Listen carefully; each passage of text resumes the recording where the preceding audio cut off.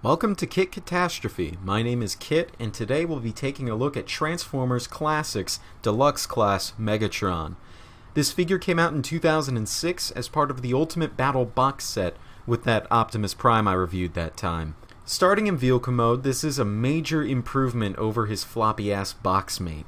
This tank mode is nearly perfect. It's super solid, super chunky, and super awesome. I love the muted shade of green, calling back to his G2 form. The pale cream paint, though, feels a little too heavy in places, but breaks up all the green enough. There's also some really nice copper detailing along the front and the top of the turret.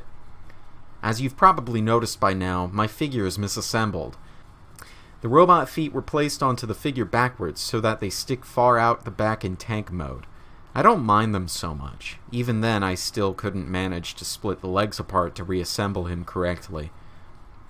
Megatron's tank mode can roll on 4 small wheels embedded in his treads, and features a rotating turret with a raising barrel. I think the axis of rotation might be a little off, but in most cases it looks fine. He comes with a small dark gray gun that pegs into the top of the turret, and due to its 5mm peg, it can spin freely as well, though it can't raise or lower. If I had to describe Megatron's transformation in one word, it'd be dynamic.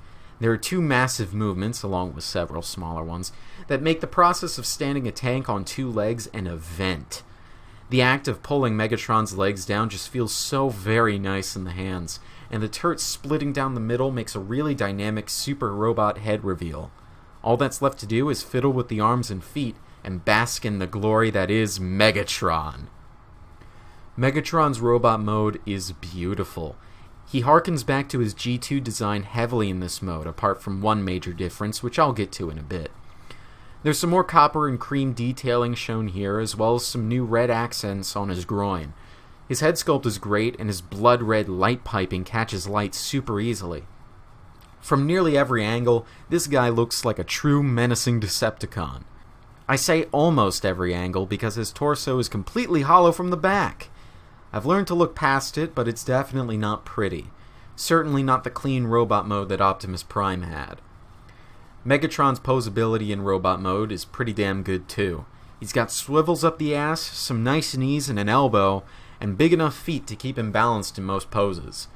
He can wield his rifle in his hand with a flip-out stock and looks pretty good waving it around. But you and I both know he doesn't need that, because he has a giant fucking tank barrel for an arm.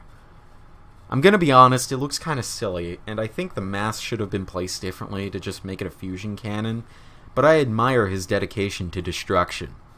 Also, you can fold over the other half of it to make a facsimile of a claw or something.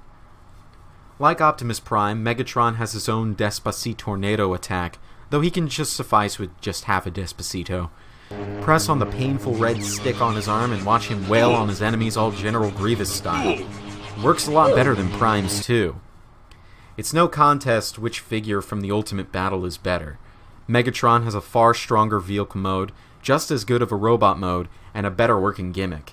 He's not the floppy piece of shit that Optimus Prime was, and he's a definite worthwhile purchase. Hell, even if you have too many Megatrons in your collection, you could always repurpose this guy as, Bomb Shock? This has been Kit Katastrophe. It's time to transform and roll out.